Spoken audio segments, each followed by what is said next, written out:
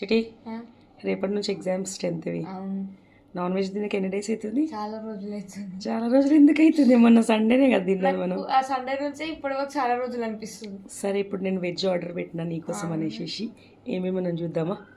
First అయితే ఖాళీ plate ఉంది. ఇది వెజ్ బిర్యానీ, ఇది హక్కా నూడిల్స్, కొంచెం స్పైసీగా ఉంటాయి, నువ్వు తినవు మా కోసం అని. ఇది నీకోసం నూడిల్స్, అవి నాట్ స్పైసీ.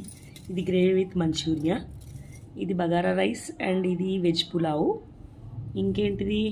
ఇది పన్నీర్ కర్రీ, ఇంకో ఇది వెజ్ అది కోప్తా కర్రీ, ఇది పప్పు, ఇది ఫ్రైడ్ రైస్, ఇది కూడా కీరా, చల్లని పెరుగు, తర్వాత రోటీస్, ఇంకా లాస్ట్ చల్లది కాదు, ఇది పల్స పెరుగు.